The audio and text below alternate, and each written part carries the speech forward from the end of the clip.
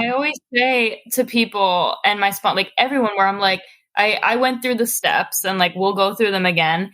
And I'm sitting there like, everyone should do these steps, even if they're not an addict or alcoholic. They're really simple concepts of like gratitude, like looking at your part in problems, like doing service to others, like things that like just make people good people. And I think maybe addicts and alcoholics are like, have to learn it a little more, or like don't have the instinct to be like that. We're like having like, we're like toddlers, but everyone should do that. Everyone should write an inventory of who they resent and like get that junk out.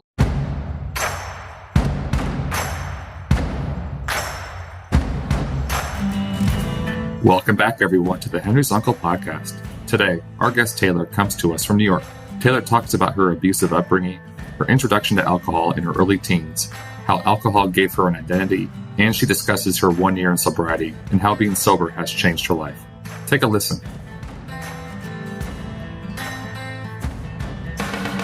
Today, really excited. We have a special guest, Taylor from Manhattan. Taylor, please go ahead and introduce yourself. Thanks, Eric. I'm Taylor. I am 28. I live in Manhattan, and I celebrated a year of sobriety in October, and I'm excited to be here and chat. Well, congratulations on your 1 year. That's a big monument. Yeah, please go ahead and tell us your story. In terms of your addiction and how you got where you are today. So I grew up in Virginia, had a hard home life, had two separate homes. My dad and my mom were separated. I fluctuated between them, and each of the households were just riddled with forms of abuse to me and my sister, something that started really early. So when alcohol was introduced to me around middle school, high school, so early teens, it was something I took to immediately. I think I was one of those people that just immediately liked the feeling. But I also enjoyed that it gave me some sort of identity. This like sense of identity is something I think I struggled with because of the abuse and because of the fact that most of my childhood was essentially just survival or protecting my sister who was younger than me. So it was just like someone to be, just like party girl. So quickly I was like the person that would bring the booze, the person that could keep up with everyone, that would never say no to like a bong rip or whatever was like my brand. Also, like, it's Virginia. There's like literally nothing else to do. So we're all doing it. So at the time, it's like super normalized because everyone's drinking, everyone's partying. I'm kind of just like, this is what people do.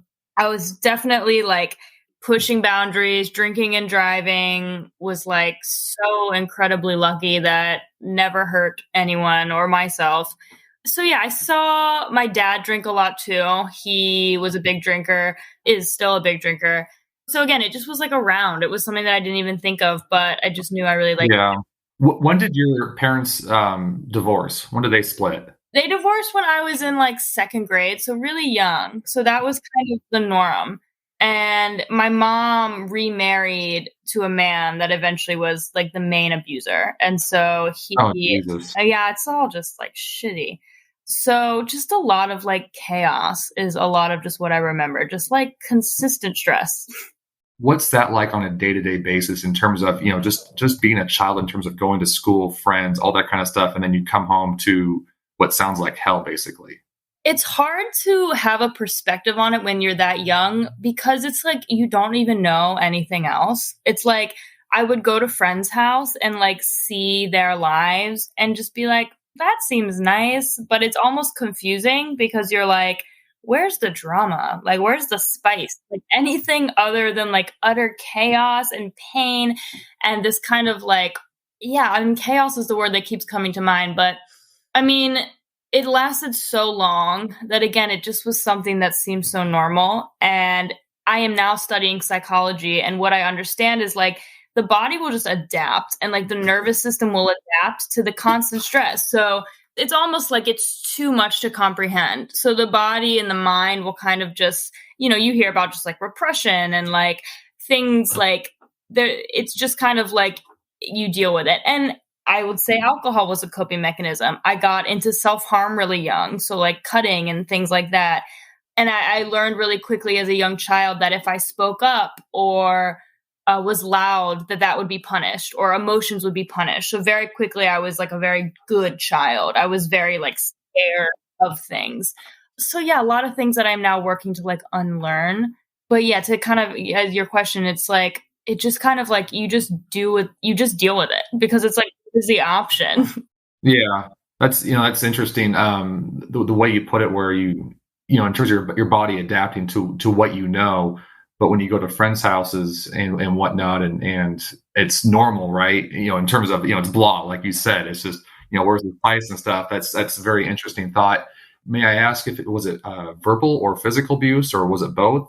I mean, I had the trifecta. There was verbal, physical, sexual in my mom's house. Yeah, I should have like warned you, like, but I do start all my like shares with this because it comes into play. I think with the 100%. But Yeah, no, it's totally fine. I always ask people that because some people don't want to share that, which is totally fine as well. Do you think, looking back, if like any teachers knew when you were going to school in terms of the abuse? I mean, or were you just a kid who just came in every day, just kind of looked like a happy-go-lucky child, right? Yeah, I was a kid that. So the other element is that I have a younger sister, and she was 4 years younger than me, and she was going through the same things that I was going through, and she dealt differently. She was, I would say, like a more badly behaved child. She would kind of act out, whereas I kind of like retreated inward. And so at school, it was like a giant public school. It's really hard. Like I have actually since dealt with Child Protective Services because I actually still have a half sister that lives in that household. She's much younger than me. And I have called on her behalf. And they're like, unless there's proof, they're like, we can't do anything. Like it's so the system is just absolutely fucked. And so, my sister and I used to kind of like brainstorm of like, what do we do? How do we like, what's going on here? And we would talk about talking to a guidance counselor or something.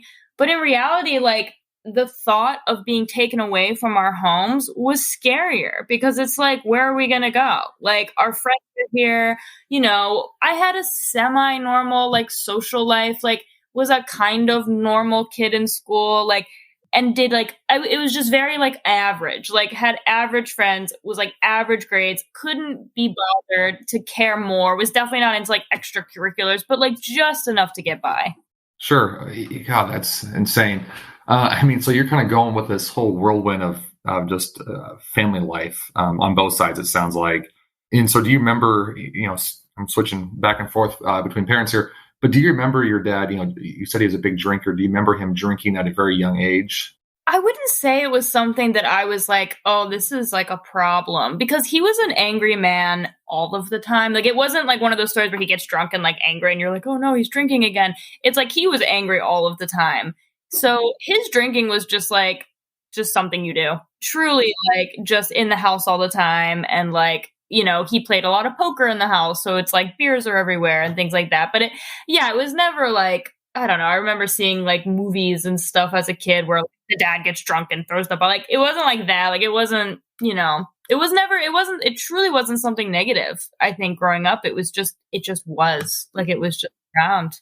Yeah. So you said you mentioned early teenage years, high school years, you started drinking and you found your identity, so was that like an everyday drinking or was that kind of the weekend type thing? There was a point where, I mean, it was definitely a weekend thing. There was definitely parties and, whatever was going on. I had a friend in the neighborhood that also liked to party, and we would have a lot of sleepovers and like sneak our parents alcohol. It did get to a point where I remember drinking before school sometimes because I was like, everything sucks, fuck it. And like kids would smoke like weed before school. That was a thing. I didn't care for weed. It made me anxious. It wasn't, I don't know. I'd still to this, I mean, I don't obviously anymore, but even before in my adult life. And I actually remember telling my mom when I was like 14, like, Mom, I think I'm an alcoholic. And she was like, you don't even know what that means. And I was like, well, I drink before school. And she was like, no, you don't, stop lying. And I mean, my mother was also not a great mother. So again, not surprising that she just was like, I don't feel like dealing with that. Wow. So you actually confessed to your parent at the age of 14 that you think you're an alcoholic. Call it a cry for attention or whatever, but Yeah. something in me was like, I truly don't think most kids are drinking before school. That feels like not the thing that you do. So that's something I always think is kind of funny, but never brought it up again because, she was like, that's silly. And I'm like, oh, maybe it is silly. Kind of, Yeah. Threw under the rug. yeah, like let's not do Yeah. That's insane. So, yeah. So kind of like lead us through your high school life here. I mean, that's a lot in terms of you confessed to your mother at the age of 14 that you believe you're an alcoholic. You knew something was wrong internally, and your gut instinct had you right. You're drinking before school on occasion, acting out, all that kind of stuff, finding your identity. I just can't believe, your home life and then trying to balance that with your everyday life, with school life and social life, all that kind of stuff. That's so much going on in your mind. And as I know you mentioned earlier in the podcast, that was kind of your way just as a release, I would assume, to, escape reality. Definitely. Yeah. So, kind of guide us through your high school, then what happens after high school. Yeah. So a lot of my middle school and high school is truly, it's splotchy. Like my memory is really sometimes I'm like, I forget my whole years of 12 to 15. And sometimes I'm like, oh, that's a weird memory that I just now remembered. So yeah, like I said, I feel like I tried really hard to just blend in, to just kind of get through. I had no thoughts of I'm going to do great things or like clubs and sports. Things aren't important to me. It was truly just let me go to school, let me do the right thing, because I had this kind of fear of authority. I didn't want to disappoint people, but I also physically couldn't, care enough to get great grades. So I remember around junior year, senior year, a lot of my friends were really good students. They were applying to colleges, and maybe, literally just had this thought that you could call it a higher power moment. Something in me was if you don't get your shit together and get good grades, you're not going to get to leave your house. If you want to leave and go to college and do something, you better figure it out. And so I went from a C, D student to, I shit you not, a straight A student until I graduated, from junior year to senior year. And I wrote this killer essay for all my colleges of look at my improvement. I kind of figured it out.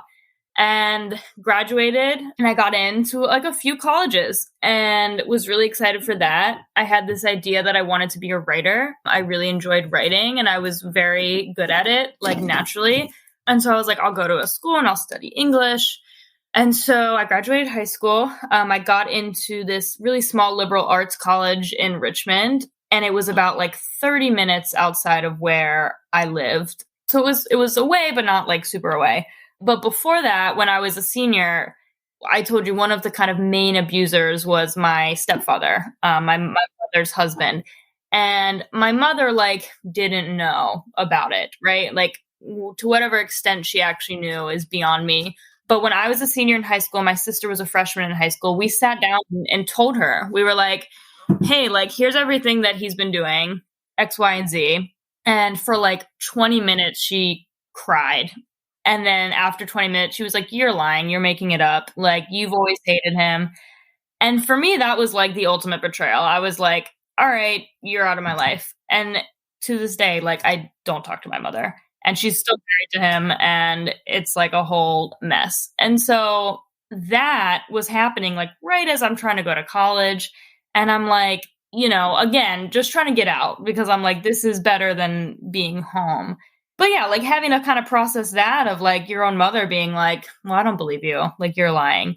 And having to question your own reality of am I lying? Am I overreacting? Was it just not real for a really long time? And so obviously college didn't go great. Again, I was in no headspace to be in school or give a shit about anything. That is such a mind trip. Yeah. That is. It's almost like a massive manipulation by your mother of, my God, that's absolute insanity. I know. Just fucking insanity. It is. It's it's funny because it is so insane. It's just so yeah, there was a lot of anger there, a lot of confusion. And I still had this father and still have this father who was kind of all I had left, because my mother was fuck you. And my dad wasn't great. He was also abusive. He was angry and physical and verbal and emotionally like horrible. But yet, like, I still found a way to empathize with him and his experience and still kind of maintained a relationship with him because, again, he was all I had. And it was like, this is my kind of parent. And so I went to college, lived in a dorm, like downtown. It was like in Richmond's like a small city, and just partied so hard. Like, met this guy that was dealing all sorts of drugs, would just party with him every single weekend, but was also like working my ass off, was like working 3 jobs because I just like did not want to rely on anybody for money. And like, we didn't even have a lot of money. Like, we were, a lot of student loans, things like that. But I was working at like a Panera Bread, Hooters. That was a job of mine. And like an on-campus job, and was just like, and schoolwork. But again, school was the lowest priority. Like, would show up for classes, like would ditch out on projects, like did not give a shit because I like had no idea what I wanted to do. Like, there was no future. All my other friends were like, I'm going to be a nurse. I'm going to do this. I'm like, I don't know. Like, I'll probably die. Yeah. Honestly, the way I'm just like doing drugs, like, and drinking like waking up in my own piss, like waking up in my own vomit several times in college, and just like thinking it was hilarious because, again, everyone was doing it. Like, everyone was drinking like I was. I don't know if everyone was peeing their bed, probably not, but everyone was drinking every weekend. It's like the college life. Exactly. Yeah. I mean, it'd be hard to know who's an alcoholic in college, really anywhere, it seems like, with the way people binge drink in college. Yeah. I mean, it's like Wednesday, Thursday, Friday, Saturday night. I mean, it's just one big party, really. In college. Yeah. 100%. Yeah. I could definitely look back at that. Yeah. It was a lot for sure. But, again, it was just normal. I mean, you're young, for the majority of people, can tolerate it and move on. But, for some people, it does lead to addiction and, which is very sad. Yeah. So you're going through that. You have all this, I mean, just a total mind trip.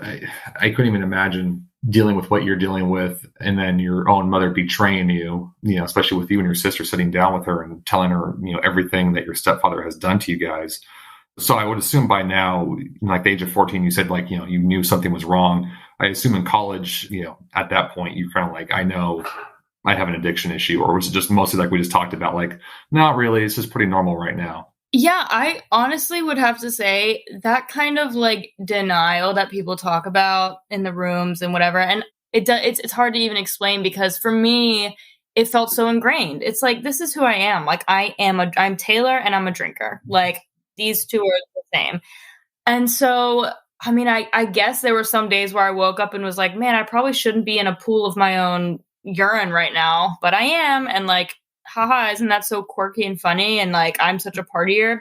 And if there ever was this moment of like, you're fucking up or like you're pushing it, I would always speak back to like, well, of course you are. Like, you're such a victim. Like, look at how much you've been through. Like, obviously you have to drink like this.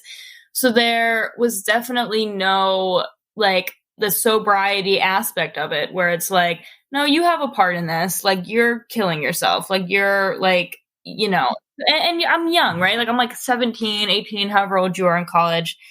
And again, like, had just gone through this like big betrayal, had not even begun to process that, like, was just like, oh, okay, my mom's gone now. Let me just keep going. Just this kind of like, don't think about it, keep going. Like, no mourning that relationship. And so, I mean, I did college for a year. And then once again had this moment of like, you're wasting your time. Like, what are you doing here? Like, you're not doing anything. You're wasting money. You're just partying. And I remember Googling like alternatives to college. And this is in like 2012. And there was this startup literally called Uncollege, like UN college, like the opposite of college. And it was like, come to San Francisco and you'll live in this like hacker house and you'll be around Silicon Valley and then you'll go to Europe and you'll do something. And then we'll help you like just hack your way into like life. Like, you don't need college. This kind of idea that is now more prevalent too, where it's like, you don't really need college unless you want to like do something that you need a degree for. And it was way cheaper than college. It was like 10 grand for a year. And it was like, you'll get a job. And I pitched it to my dad and he was like, you can do whatever you want. Like, it's your money. You're an adult. And so I did. I just like applied, got in, went to San Francisco, went to Spain for like 3 months, went home, and then moved to New York. And in that year of the kind of uncollege, it was good for me to like get out of my comfort zone, kind of like be in the world. But again, like I was so just like on autopilot. So like, who am I? Like I had knew nothing about myself. Every day I'd like wake up and like do an hour's worth of like makeup and hair and have to be like the hot person. And then I was drinking still so much drinking. Like we weren't allowed to have alcohol in the house in San Francisco, and I would sneak it. And I'd find the people in the house that like to drink. What was that? It was just like a liability. We were all under 21. Okay. And like, sure. Okay. That makes sense. Yeah. And so I'd find the people that like to party and we'd go out. And then living in Spain, I was an au pair. So like a nanny with children. And I would buy cheap sangria from the grocery store and like keep it in my backpack. And I literally bought a lock for my backpack so the kids couldn't find it, and just was like drunk the whole time because I had no like ability to be present, to be like vulnerable. Like alcohol was just always this like buffer between me and the world. But again, like in the moment, I'm like, whatever, I'm 19 now or whatever, 18. And you're in Spain. We can drink in Spain. The alcohol's cheap. It's fun. Or I'm in San Francisco. Everyone else is doing it. Like consistently finding people or narratives that allowed it to continue. What did alcohol give you? You know, was it just an escape from reality, or was it something more? There's this sense of like physical relief. It's like taking this like sigh out of you, you know, this like physicalness of it. That's like, okay, nothing else matters. And then there's the physical part of it where it's like, I'm just craving it. Like it becomes this habit of like, you know, just habitual, but 100%. And again, it's not even conscious. It's not even this, like, I'm drinking away my problems. It's just like, it's just there. And it's like, you can't imagine life without it because again, it was so ingrained. It's like, this is who I am. And I am nobody without alcohol. I used to write a lot. Like I love creative writing and like poetry. And I used to literally write about alcohol. Like it was like my lover. Like I will never, like, I couldn't be without it. Like, and I had this idea that if I stopped drinking, I wouldn't be able to write anymore. Like I'd be like, I'm my most vulnerable when I'm drunk. When in reality, I'm just like sloppily, it's like a diary entry. It's just me rambling. It's not coherent. It's not good. It's like no one wants to read it. But yeah, you know, it gets its claws in you and it convinces you that like it's its own solution to the problem it has created. Like it's this very cyclical evil cycle. Wow. Yeah, no, I asked that because, you know, when I interview people who've gone through, you know, drug addiction, they always talk about that warm, you know, blanket that goes over you. So when you said like it's that exhale, that sigh of relief, it was the exact same kind of tone and reaction as someone who has a drug addiction. That's very interesting. So it's the same. Yeah, I don't think I've ever asked that with someone who's gone through alcohol addiction, because when I think of alcohol, you know, I just think of, you know, how I would get drunk or something like that, but it's nothing like that. So yeah, it's I can't imagine getting drunk like you get drunk, where it's just like beyond me that it's just a fun yeah, thing. Well, yeah, for me it was you know, now I'm, you know, I on my dad's side of the family, you know, they were alcoholics. There was a couple alcoholics and some big drinkers and stuff, and luckily, you know, thankfully I didn't get that gene. You know, my whole life it's always been a couple drinks and I'm good. You know, I just hate that morning after feeling of, yeah, which I'm sure you can relate to. It's something you don't even realize is so bad until it's gone. Now I'm like, wow, I can act like the most simple things. I'm like, I can wake up and feed my cat like at 8 a.m. Like couldn't do that a year ago. Like incredible. Yeah, no, I remember I was 25, I think. It was December when I was 25, so 10 years ago. And I remember just one Saturday morning, I woke up hungover, and I was just so done with it. And I was like, I'm just done. I can't do this every single weekend. He's like, you just waste your weekend, you waste your life, like, you know. And it's just, I was just done with it.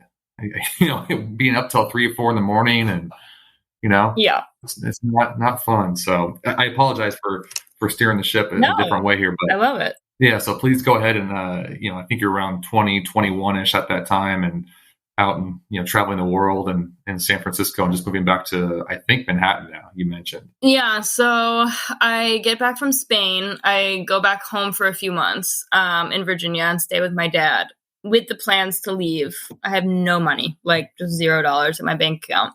And I work again at Hooters for about 3 months, like double shifts every day, just saving up. And then one of my friends is like, I'm moving to Brooklyn. Do you want to come? And I was like, yep. And then that was it. I was 19. And I go with him. He has this apartment in Brooklyn, and it's like a basement apartment. And he has a room, and he just lets me sleep in the corner on a twin mattress until I like figure my shit out. So for like 3 or 4 months, I'm on this twin mattress. Again, I am drinking so much. I don't know why this is my point of reference, but I like remember peeing the bed again 2 more times just in that twin mattress.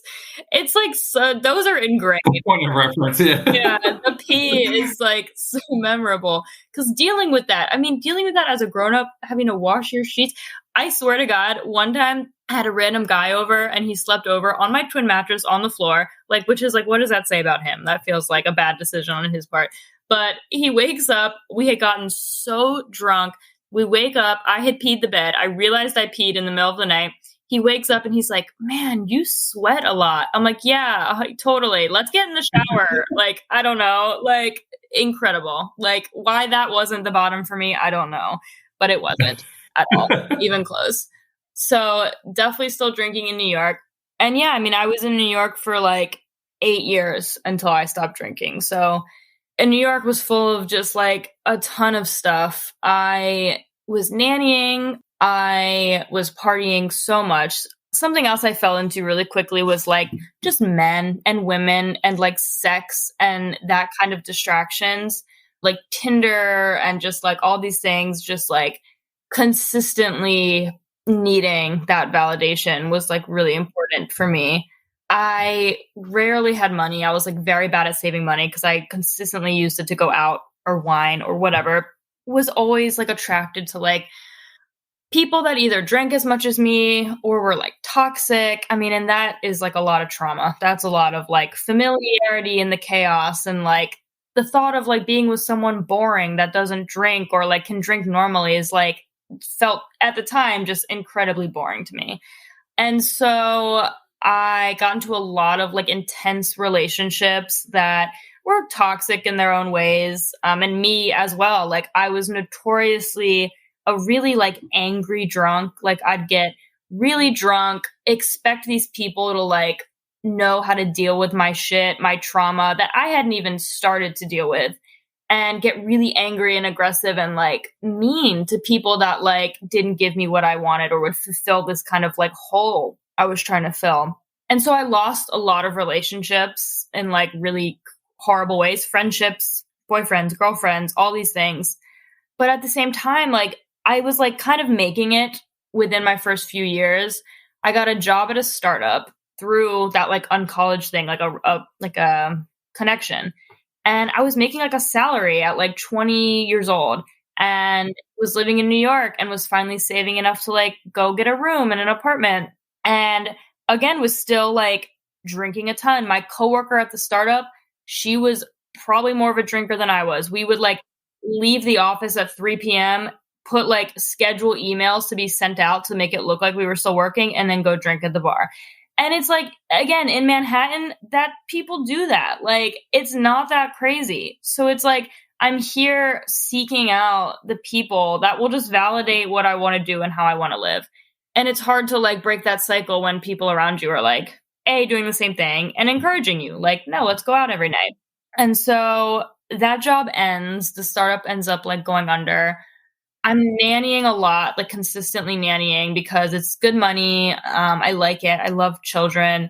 But again, I'm like pushing it. Like I have a specific memory of like going out to brunch with a friend at 10 a.m. on a Wednesday and taking 5 shots of vodka and then picking up a child from kindergarten and like walking her around Brooklyn and like being really drunk. And remember being like, I'm drunk in a kindergarten. Like, this is not good. Like being like a little, and not even like scared for her safety, but scared for me of like getting busted. Like this, like very selfish, like that's a theme that you hear a lot is like so selfish. Like my happiness, my drinking is the only thing that matters. And like other people doesn't matter. Your way or the highway. Yeah, 100%.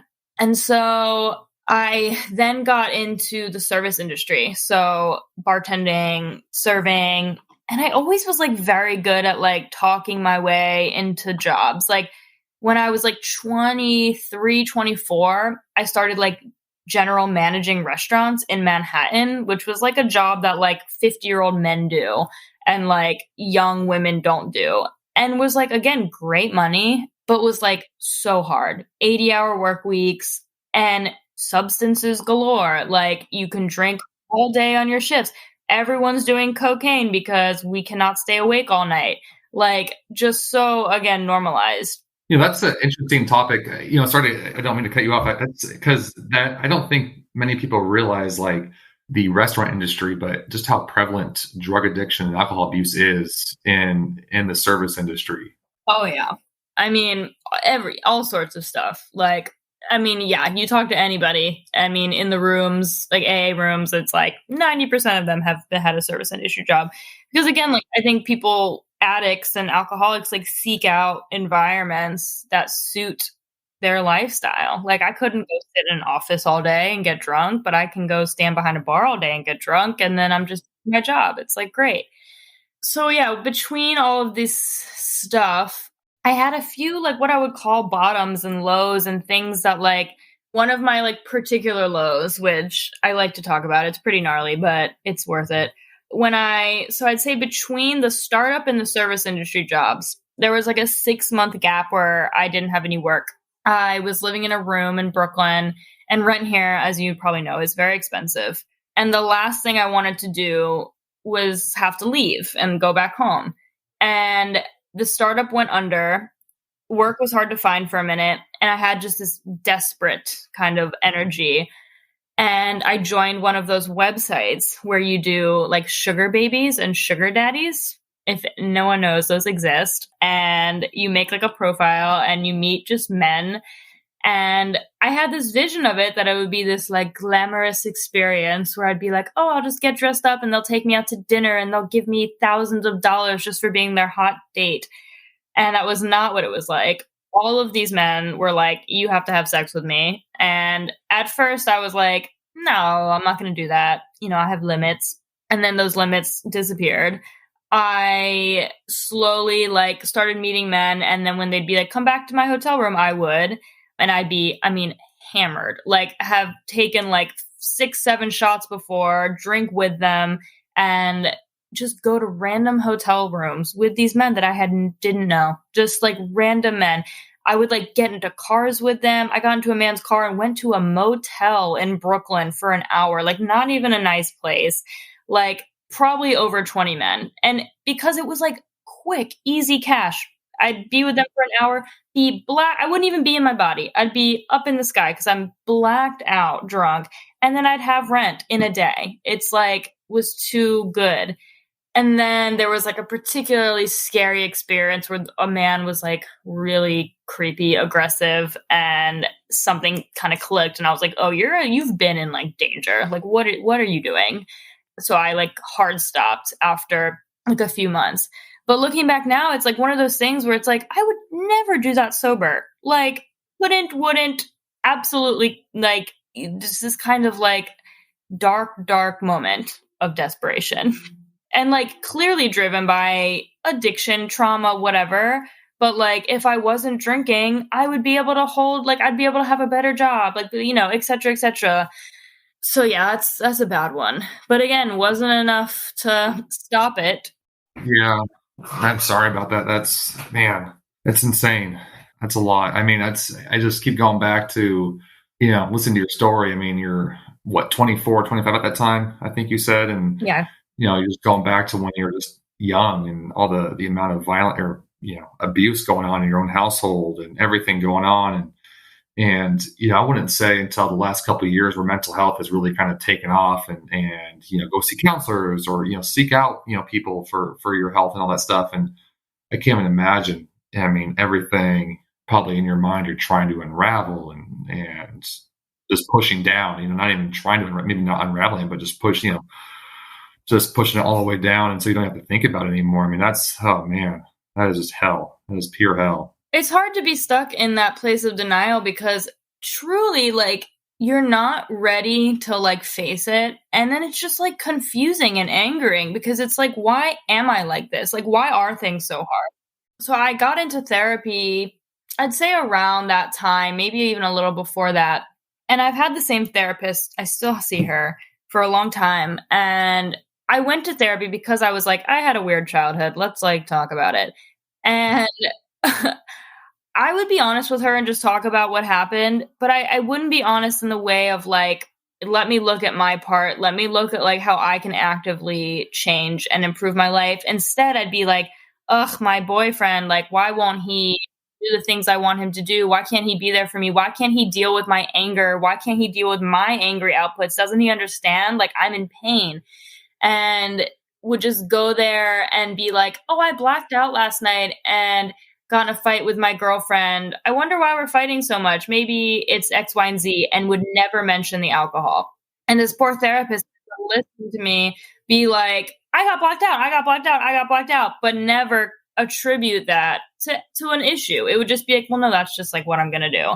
And I think she hinted a few times at like, have we thought about stopping drinking? And I must have shut it down so quickly that she just like was like, you're not ready. It's like, if you're not ready, you're not ready.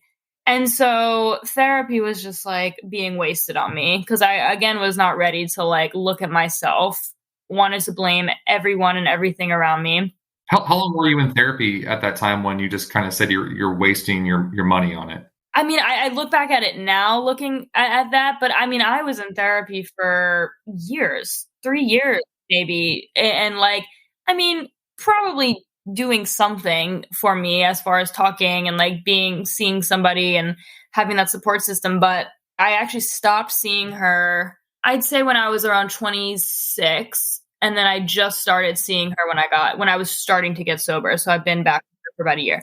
And the difference of sessions now is insane. Like how we actually are making progress and actually are like doing the work. So around that time too, I remember I was dating a girl and she was sober, and I met her and she was like, I was like, let's go to a bar. And she was like, well, I don't drink, but I'll go to bars. And I was like, that's lame. And we went to a bar and she was like, I went to rehab. I had a coke problem and I had drinking problem. So again, I was drawn to her. She was also a chaotic like human and had a lot of her own issues. But I remember like regarding her sobriety as just kind of like a joke, like being like, it's like, you went to rehab, you also went to Harvard, you just have money. Like that's what rich people do when they want to go on vacation. Like, that was like my thinking of it, was like, you're just some spoiled girl that like got to go to rehab. And I think I had times where I just like hated her because she was so clearly a projection of myself, like the way she dealt with things, her addiction, this like her inability to deal with issues was exactly what I was dealing with. And for that, like we had like probably the most toxic relationship I had been in, like borderline abusive to each other. But she was the first person that was like, you need to stop drinking. And I remember being like, okay, I'll stop drinking. And I went like cold turkey for like, I don't even remember how long it lasted because it's not like I was like counting days or anything. It wasn't serious. I never would have even thought about going to like an AA meeting. I was like, alcoholics are people that sleep in Central Park and don't have jobs. And I have jobs, and had this very fake success around me of like, well, I've kept jobs. I have an apartment, so I'm not an alcoholic. Like it's not a problem. And it lasted for, I want to say like maybe a month. And it was doomed from the start, the sobriety then, because it wasn't sobriety. It was just not drinking, like there was still alcoholic behavior going on all of the time. But I guess relapsed, if you want to call it that, very quickly. That relationship ended. I was in a lot of relationships in New York, would just hop from one to another to another. And that was like always my scope for like healing and how I'm doing, because I was so frustrated. I'm like, why can't I hold a relationship? Why can't I get what I want from these people? Why aren't they filling these gaps in my soul and myself? and just kind of like going on that cycle for like a really long time.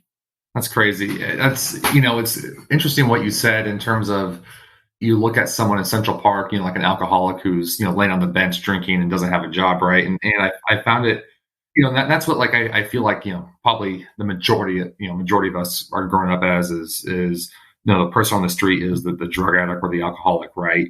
And what we're never taught is and I learned this from watching Chris Herron he's a former drug addict out of Connecticut, I think it was, and he said, we always talk about the last day, but never the first day. When he mentions the last day, it's like it is to the point where you've burned your bridges, you are in the park, but we never go back, say 15, 20 years ago when it started. And that is so true. We always just kind of point and blame and stuff, and we think, oh, that's the person who's a drug addict, when really there's so many people around us who are dealing with whatever it's alcohol abuse or substance abuse or whatever it is, and they're just not to that point yet of basically expiring all their relationships, through like what you've mentioned is toxic behavior and lying and stealing, etc. Everything that just goes on with it. Right. And it's like, I, as someone, would look at that person and judge them and be like, oh, they're on the street, they're an alcoholic and they're gross. And it's like, that probably could have been me or would have been me eventually. Like, because like you're saying, go back. Like, they had to start somewhere. It's like, they're human beings. Like, it's something you see in the rooms all the time where it's like a person in their 70s that is a man and he fought in a war and he couldn't be more different than me. But he like tells my story. Like, he has my feelings. He exactly, like, it's why the programs like that work, and like talking works, because it's like you could have nothing in common with them, but at the same time have like literally everything in common with them, like getting to this whole other level. And it's really incredible. It's pretty amazing, and I've, talked to quite a few people who've gone through AA or NA or whatever it may be. And basically kind of spilling your guts to a room full of strangers. And, I'm sure it's very cathartic, because it's amazing how many people relate to one another. And in this world of, where everything is just based on headlines or, Twitter and blah, blah, blah, all this toxic stuff. But then you go in and you don't even know someone. They could be so far off, whether it's your political standpoints, whatever it may be. But yet you have so much in common. And I feel like that is so much we don't discuss anymore.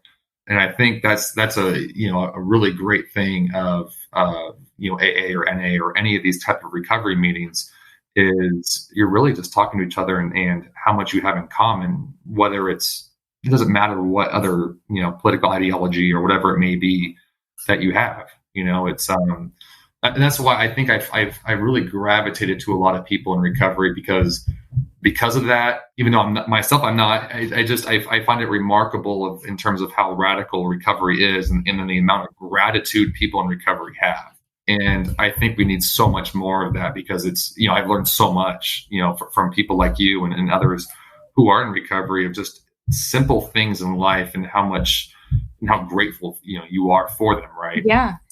I always say to people and my spot, like everyone, where I'm like, I went through the steps and like, we'll go through them again.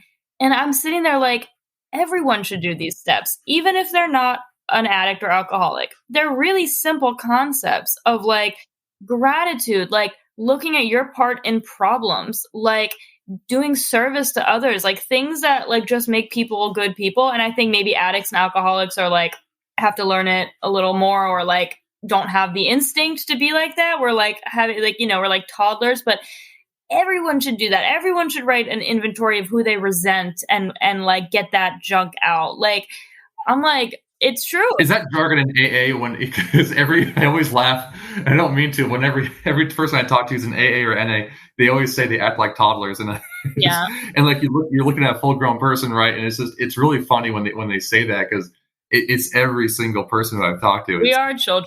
We say that. We're just selfish, like babies who want everything now when we want it. Like, it's the saying that's like, you stop maturing, like when you start using, like you're kind of like at that age, like you kind of stop developing. I don't know how true that is psychologically. I know what you mean.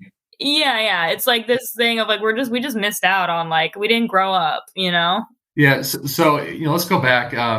So before I think you're getting near to your sobriety here.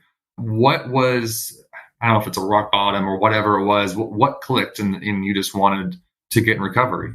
Yeah. And so I bring up that like bottom of the men and everything.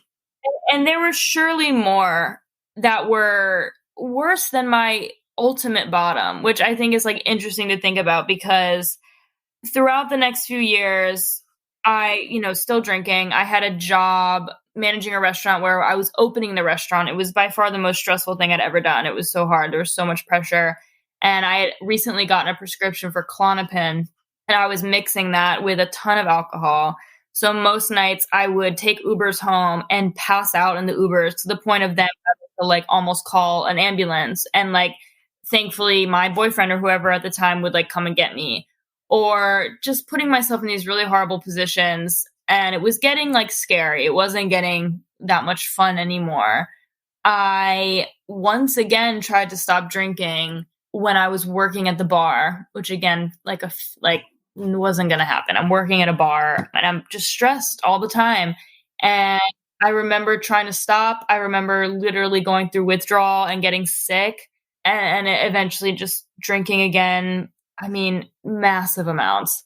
I met my last boyfriend. We went on like benders together, like all day, Coke and booze. And just, I mean, I was also aging, my body is cannot keep up anymore. So the hangovers are getting harder. The anxiety is getting worse. I am often feeling like I'm just going to die, like cannot handle it. But again, I'm like working. I have this like inkling to apply back to college, because I'm like, I don't want to work in restaurants forever. I kind of hate it. I want to be a psychologist. I want to help people. I want to be in social services. And I applied to a bunch of like really good schools in New York and wrote just like a killer essay once again of like, here's my hard life. Like, let me in your school, please. I'll do better this time, because I did not have the grades, didn't have the scores, whatever. And I got in everywhere. And I eventually accepted, and I'm still enrolled at Columbia and finishing my undergrad. I'm almost done. I'm like a year away, but it was still while I'm drinking. And I'm like, if I'm an alcoholic, could an alcoholic get into Columbia? Like that kind of mindset of like, nothing's wrong. Look at the things I'm doing. But again, like still struggling, like with this sense of identity, like still just like having these horrible relationship patterns, still just being hungover all of the time, now hungover in class, just getting through, like not breaking that pattern of just like the autopilot. And so this apartment I'm sitting in, I moved into with my last boyfriend, and we're in a nice neighborhood in Manhattan. It's like, again, doing pretty well for ourselves, but once it like still drinking all of the time, not dealing with anything, like being horrible to this nice man I was living with, ruining that relationship. We broke up. I had to deal with the apartment. Like I still live here.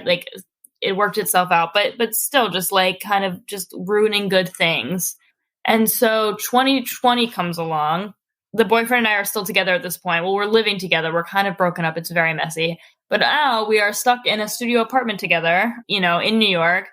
And I am drinking probably now more than like ever. Not as recklessly, because I can't really get into trouble, but like just like 3-4 bottles of wine a night, because I'm just bored. I'm like, there is nothing to do. And it was kind of a pandemic joke where it's like, wake up and make mimosas because it's fun. Yeah, exactly. Everyone's doing it again. Like everyone's doing it. And I'm just drinking a lot. So the boyfriend moves out. I'm living alone. And so this is my bottom. It's my 27th birthday, October. And I had been broken up with my boyfriend for a little while, and I met this guy. He's a comedian. He is pretty normal. Like he definitely likes to drink, and he definitely dabbles in substances, but pretty normally, like not toxic, not in a way that I did. But I met him at an outdoor comedy show that summer, and we kind of start to like be, romantic. And he came over on my 27th birthday, the night before my 27th birthday, and I got super, super drunk. And it was the first time he saw me be like bad drunk me. Like I got really drunk. My mood changed for really no reason. I was lashing out at him, kicked him out at 3 a.m. And he like texted me, he was like, "You're like an asshole." He's like, "I don't want to like see," like was just this first person that was like, "You suck. Like, why would I hang out with you anymore?" And that wasn't it, but I was bummed. I remember being like, shit, like that was a good guy and I just fucked it up. And so instead of dealing with it, the next morning, which was my birthday, I woke up, drank some mimosas, had a friend come over who I thought was also a party animal. And he looked at me, he's like, "You look sad right now. Like it's your birthday and you're alone drinking." And I was like, whatever. I went and got a tattoo. I got really drunk all night again, was up with friends all night, was texting all these like random men and like just being like just not just being the worst. And then woke up the next morning on my couch in my own vomit. And then I'm 27 and I just literally woke up, saw everything around me and was like, I'm done. Like that was it. There was like, no, I can't explain it. And I hear it a lot in the rooms that people have this moment where they're just like, I can't do it anymore. It has to be over. And I will now describe it as a higher power moment of this kind of intervening. And this also like, okay, maybe you're just ready now. Like you are just like, it has to happen. And I think that's where the gratefulness comes in recovery, where it's like, I'm so grateful I had that moment. Because if I didn't, like, God knows, I'd still be just doing that same shit. Like hellish shit that's like so painful and not fun. And like, I am so grateful that I don't need to drink anymore. Like, that's insane to me. And so, yeah, October like 15th of 2020, I decided I was done, but I had just stopped before and I remember the withdrawals. So I like titrated and I drank the 15th and the 16th, like halved my whatever. And then the 17th was my first day of no drinking. I got on an AA meeting on Zoom and I am also grateful for that because I don't know if I would have had the like balls to like walk into a church or, you know, a basement or like had these very like kind of scared ideas of AA and that it was a cult and that it loved God and all these things and was just like very, you know, all the reasons I think people are not stoked on it. But I kind of just remember having that same stubbornness that I had applied to everything else where I'm like, if I'm going to apply to colleges, I'm going to apply to all of them and get into the best one. Where I was like, if I'm going to do AA, I'm going to like do it. And found a sponsor in one of the little like squares, like saw a girl and was like, she looks normal and messaged her. She became my sponsor. She invited me to like an outdoor meeting like the next day or something in Central Park.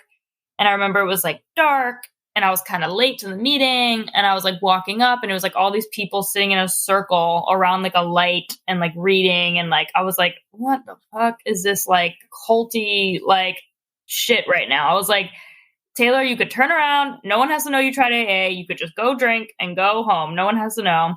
But I was like, fuck it. And I just like went to the meeting, met her, met some people, and ultimately was like, just drop your fucking ego. Just drop it for a second.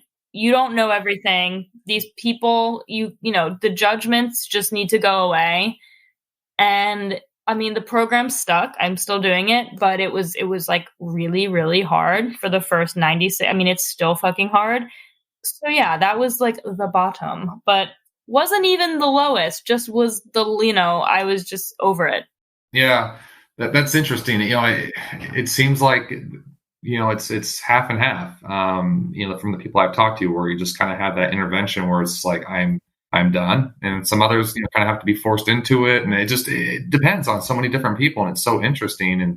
And, you know, it kind of goes back to, you know, like a couple of times when you said like, you know, I just wasn't ready and all this stuff. And, you know, and I look at this massive, you know, homeless issue here on the West Coast. I don't know if you guys have it on the East Coast, but just these open air drug scenes and everything. And, you know, like, what do we do about it? Because, you know, everyone just goes, oh, we just, you know, they need to get, you know, sober, you know, stop using, blah, blah, blah. But I don't think people understand how hard it is to just, especially when I want to be empathetic and compassionate, because I don't know what it's like living on the streets and you're just trying to survive and, you know, whatever, you know, that's a whole new level. But yeah, it's and I don't know what the answer is to it, but when you talk to people like yourself and other people who do have a house over their head and a job, all that kind of stuff, and they're going about their day, it's hard enough, right? I mean, it's just all consuming addiction. It's insane. It is. And people that don't understand it, it is hard. I mean, even as someone that is an addict, I judge people. I try not to, but now, but yeah, it's just human nature. I think it is human nature. It's interesting. I just saw an article that New York's opening, I think, the first like injection site in New York where it'll be like monitored. So that's a really great step because that's reality. I agree. I talk to people about that and they just go, why would, they do that? It's enabling. And I go, well, people are going to do it on the, wherever the streets or wherever it may be. I'd rather have someone, and I always bring the quote back to, the opposite of addiction is connection. So if you can get someone in a room with a nurse and social services workers, whatever it may be, and they do have that moment of clarity, and it's not going to be day one, but it could be 8 or 9 months down the road of building a relationship with someone, right? And into recovering, with everything with fentanyl and this insane toxic meth that's going on. We got to do something. You can't keep with this norm where we're having 100,000 overdose deaths and, alcohol deaths are probably, I don't know, if I had to guess, 400,000 to 500,000 a year. Yeah. If I had to take a stab at it, but it's insane. So no, I'm in agreement with you. We got to do something. You got to either do it on the street or in a building. It's all the same. So what has recovery given you in this last year? Because it's been a hell of a year in terms of the pandemic, everything going on. So I'm sure it's yeah. What a wild year to get sober. It's like insane. But I also think like part of the reason I could get sober was because of the pandemic and like Zoom and all these things. So I don't know. It's interesting. But what it's given me is, a lot. One of my favorite quotes that I heard in a meeting once that I come back to a lot is that like getting sober doesn't solve your problems. It just allows you to start working on them. And that like couldn't be more true in my case, where it's like, I finally have the clarity and the patience and the willingness to like face some shit and face like my part in it and like stop playing the victim. Because it's like my whole drinking career was like, of course I drink, of course I drink, of course I treat you like shit. Like, look at my childhood. And like the amount of power I was giving my childhood and these abusive people, like letting them continue to like be this like negative thing in my life. And I'm finally at this point where it's like, I am empowered and I have control. Like, it's like still so hard all of the time. It's not as hard as it was. Like the first 90 days, the first 30 days, they're so hard. It gets better. Like it truly, truly does. But it's not just like rainbows, like life is still life. The cravings still happen. But that gratitude you mentioned is huge. Every day I wake up and I write some things down I'm grateful for. Like I am calm. I am able to like find peace, beauty, like slow down. I am a much better student. I am actually like attentive and learning. I actually had to take a semester off when I was getting sober and I'm grateful that I had the like ability to do that and drop my ego and be like, take a break. Like what you're doing is hard. Like I said before, like therapy is actually something that is helping me. I'm actually like talking honestly and openly and, doing the hard work. I am in a relationship with that man, the comic that left and got angry at my birthday. We're in a really beautiful, healthy relationship. My first like actual healthy relationship that we actually like talk about our problems and communicate. And it's like a wild, fun concept for me. It's given me a lot of beautiful hangoverless mornings that I can do yoga. I lost like 25 pounds, like very quickly, like too quickly. Like that's how much I was drinking. My body was like, wow. Which, just without even the like weight aspect of it, it's like, I just feel healthy. Like I feel good. Like I look forward to things, I can be around children without a hangover, like way better. That's awesome. That's really, so And one thing, I feel like I don't talk about enough is, maybe people just don't mention it, is you did mention you still have cravings. And I think that's such an important aspect to talk about because, some people say they know they'll have cravings for the rest of their life. It's just part of who they are and it's part of addiction. For someone who maybe is seeking recovery or who is in recovery, early recovery and having a hard issue with that, what would you tell them? How do you cope? How do you get through those cravings? Play the tape, play it forward. Like, what's going to happen? Like, take that romanticized idea of booze, of drugs, of whatever it is, and like throw it away because you've been there. Like, where alcohol and using has gotten you, right? Like, you've seen it. I have seen a decade's worth of what drinking can do for me, and I don't like it. And in the year of sobriety, I've seen what sobriety has just even started to do for me, and I like it way better. It's like, just play the tape, be realistic with yourself, call. That's what the program is for. It's for those cravings, those moments, use your support system, call your sponsor, call another alcoholic, call another addict. Something that's helpful to me now with some more time under my belt is like, just call, like, whenever I'm feeling too in my own head, just calling someone else and like checking in on them, like, do some service, get some perspective, go to a meeting, like, do all the things you're supposed to do every day, talk to your higher power. That's a lot of AA right there, but it's true. That's good advice. Yeah. Yeah. That's simple, great advice. Yeah. Awesome. Well, Taylor, thank you so much for sharing your story. That's, when I listen to some of these stories, it's hard for me to process in real time what someone has been through and try to, it's a lot. And I'm terribly sorry that that's what you had to go through. But, looking at you and all that kind of stuff, I feel like you're going to be an amazing therapist. You're going to help a lot of people out. And, I know we need a lot more of that, here in the States. I think you're going to do wonderful things. Oh, that's so nice. Well, I love what you're doing in your podcast, and thank you for your service, which it is. Taylor, thank you again for your time. I truly appreciate it. And, good luck with your studies in your last year of college and on to your future endeavors. Thank you for listening to the Henry Zunkel podcast. Please like, subscribe, and leave us a review. If you would like to learn more about our nonprofit, please go to henryzunkel.org. As we say here at Henry Zunkel, you are loved, never judged.